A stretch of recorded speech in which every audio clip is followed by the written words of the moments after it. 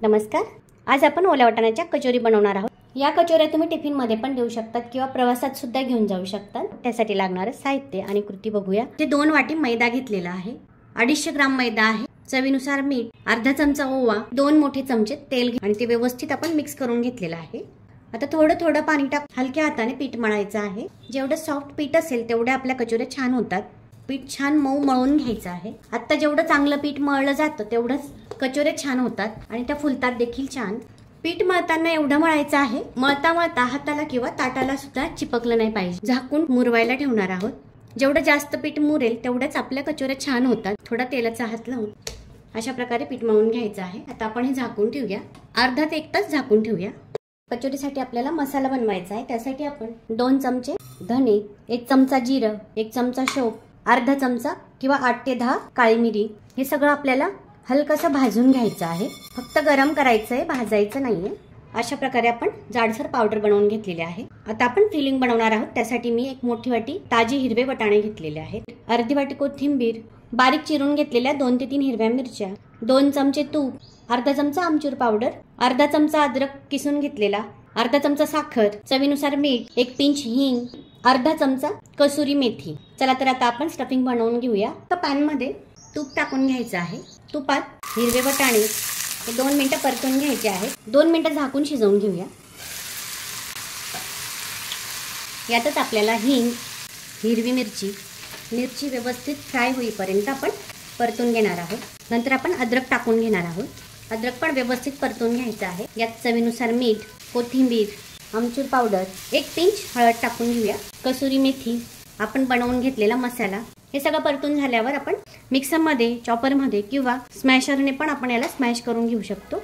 थोडीशी साखर, आपल्याला वाटाणे थोडेसे जाडसर बारीक करायचे आहेत। स्टफिंग गार झालेलं आहे। आता आपण स्मॅशरने स्मॅश करून घेऊया किंवा तुम्ही मिक्सरमधून पण बारीक करून घेऊ शकता, पण मिक्सरमध्ये जास्त बारीक होतं।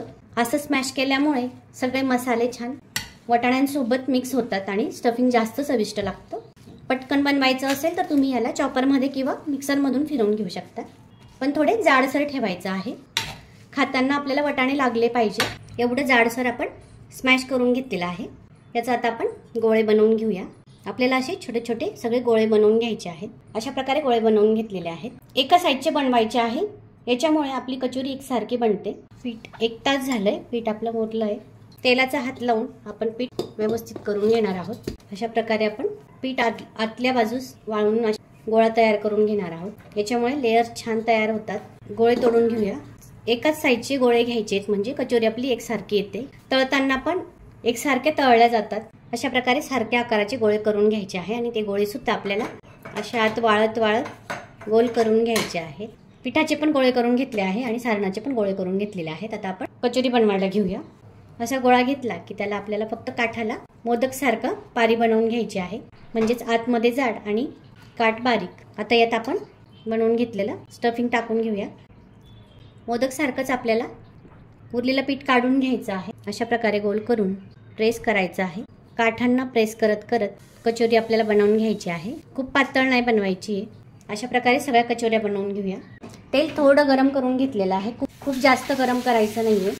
असे हलकेसे बुडबुडे येतील एवढंच तेल आपल्याला गरम करायचं आहे आणि त्यात एकत्र आपल्याला 4 कचोऱ्या टाकायच्या आहेत आणि अतिशय कमी गॅसवर आपल्याला कचोऱ्या तळून घ्यायच्या आहेत।